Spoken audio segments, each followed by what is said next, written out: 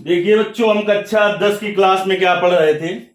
कक्षा 10 की क्लास में समांतर श्रेणी पढ़ रहे थे और हम पढ़ रहे थे प्रश्नावली आपकी 5.3 प्रश्नावली पढ़ रहे थे। देखिए जो सवाल हो गए थे शायद 17 नंबर तक, उसके आगे के सवाल बताते हैं हम आपको।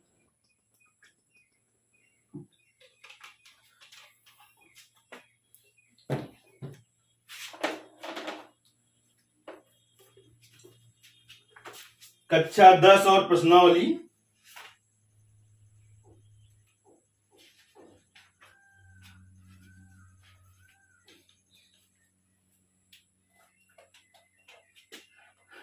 कक्षा 10 प्रश्नावली 5.3 सवाल को समझ लेना है बहुत अच्छी तरीके से। 17 नंबर तक सवाल हो गए थे आपकी। आज की क्लास में 18वें नंबर से सवाल बताए जाएंगे। देखिए 18वें नंबर में क्या कहता है, केंद्र ए से प्रारंभ करके देखिए कैसे क्या बना है वो समझ लेते हैं हम।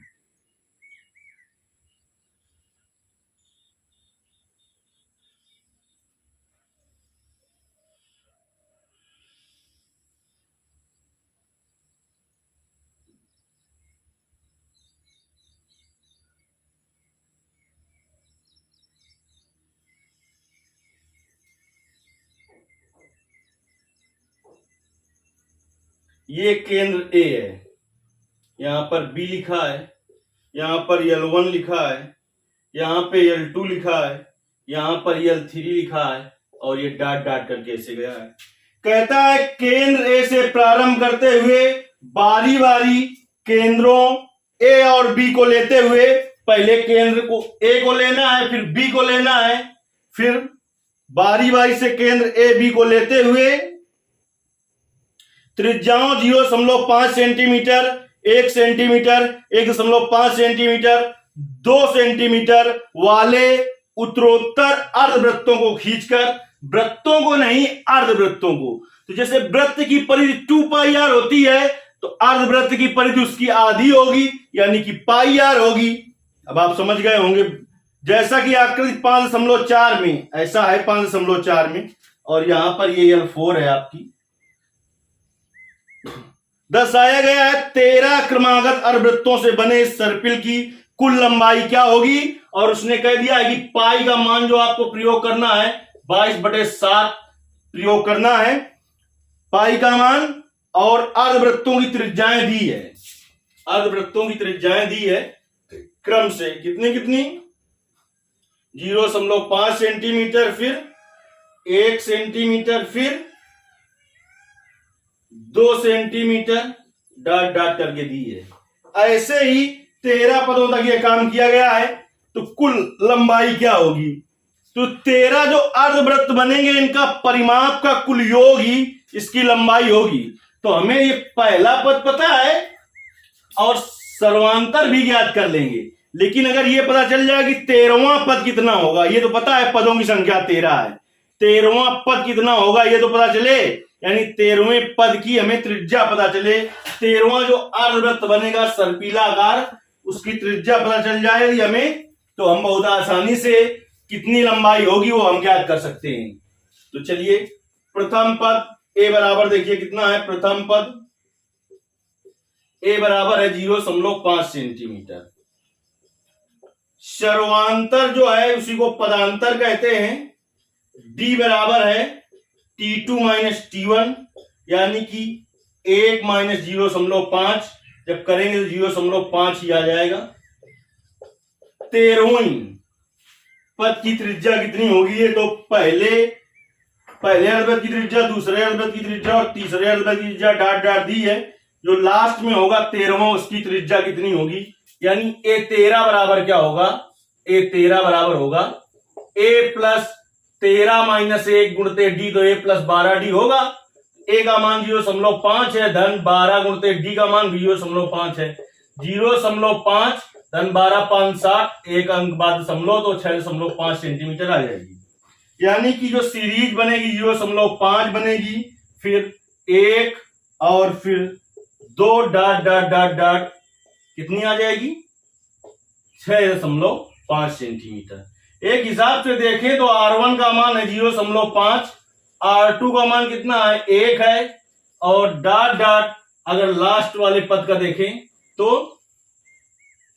R13 यानी 13वें अर्धवृत्त की त्रिज्या है 6.5। इतनी आपके बात समझ में आ रही होगी। तो कुल लंबाई क्या होगी? एक अगर वृत्त होता तो लंबाई कितनी होती? उसकी परिधि 2 पाई आर होती, 2 पाई आर होती।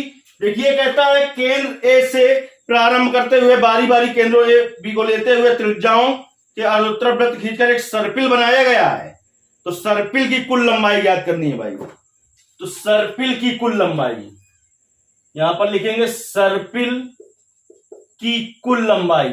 अगर वृत्ताकार होता तो लिखते 2 पाई R1 धन 2 पाई R2 धन 2 पाई R3 धन डॉट डॉट 2 पाई R13। लेकिन अर्धवृत्ताकार है तो क्या होगी? पाई R1 धन पाई R2 धन पाई R3 धन डॉट डॉट पाई R13 यानी 13। पाई बेटा इसमें कॉमन ले लिया, अब क्या आ गया? R1 plus R2 plus R3 plus dot dot R13।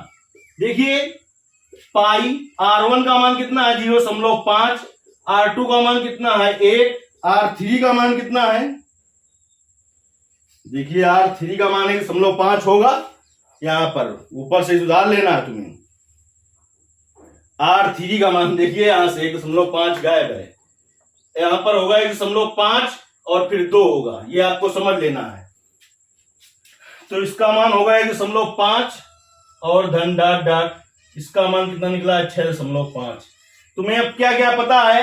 ए पता है, डी पता है, एन भी पता है कि 13 पद है, और अंतिम पद भी पता है। चाहे तो भाई लिख दें। ए बराबर कितना है? ए बराबर 0.5। डी बराबर क्या होता है? T2 minus T1। 1.0 minus 0.5 equal to 0.5 आ जाएगा। और अंतिम पद यन कितना है? 6.5 है। पदों की संख्या यन कितनी है? 13 है। अब योगफल का सूत्र, योगफल के 2 सूत्र हैं आपके पास। अगर अंतिम पद पता हो समांतर श्रेणी में तो n/2a प्लस l इस सूत्र का प्रयोग कर देना चाहिए। देखिए पाई का मान उसने कह रखा है आपसे कि 22/7 रखना है। सवाल चाहे एक हो, लेकिन ये मैं बार बार कहता हूं कि वो आपको समझ में आना चाहिए। तो पाई और ये लगा देते हैं n/2a प्लस l। ठीक, तो पाई का मान कह दिया है सवाल में 22/7 रखना है। n का मान 13 पदों में 13/2, a का मान कितना है 0.5 और l का मान कितना है 6.5। ये हो गया 11 दूनी 22, 11/7 गुणते 13 गुणते 0.5 को 6.5 में जोड़ेंगे 6 तो 7.0 यानी 7 हो जाएगा। इसका इसमें गुणा कर देंगे, 11 33 हासिल 3 हो गया। 11 एकन्नम 11 और 3 14 हो जाएगा। 143 सेंटीमीटर सर्पिलाकार जो बनेगा सर्पिल के आकार का। तो सर्पिल की कुल लंबाई आपकी होगी 143 सेंटीमीटर। यदि आपको सवाल समझ में नहीं आया है तो जरूर कमेंट करके पूछना है। अब हम सवाल नंबर देखिए 19वां हल करेंगे। सवाल नंबर 19वां हल करेंगे इस प्रश्नावली का।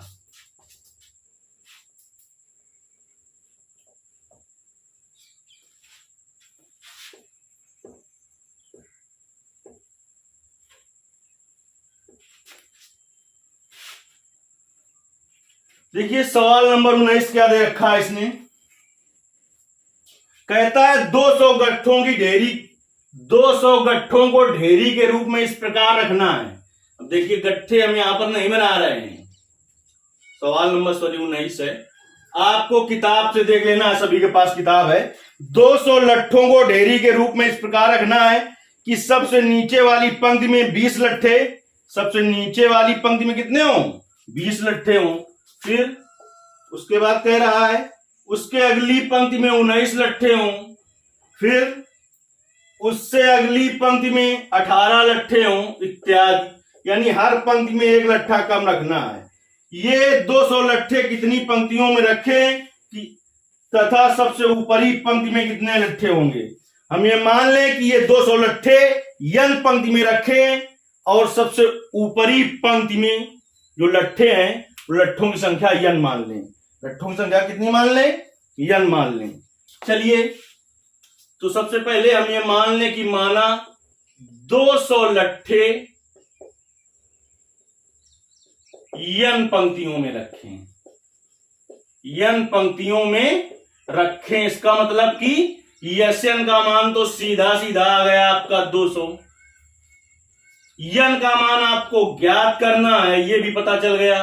प्रथम पद a कितना है, देखिए प्रथम पद a कितना है 20 है। सर्वांतर d कितना है बेटा, सर्वांतर d जो है आपका, सर्वांतर d है जो, तो वो होगा T2 माइनस T1, तो 19 माइनस 20, जो d का मान आ जाएगा वो माइनस का 1 आएगा।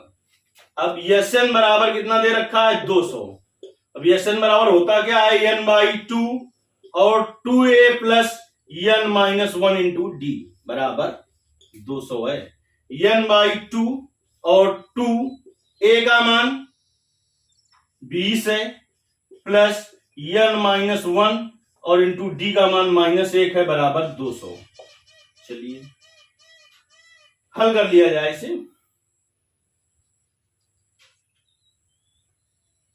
देखिए दो इधर गुणा में उधर भाग में चला जाएगा, तो यह सॉरी इधर भाग में उधर गुणा में चला जाएगा, n बचेगा इधर 20 दूना 40, माइनस 1 का गुणा करा तो माइनस n और प्लस का 1 हो जाएगा बराबर 400 आ जाएगा।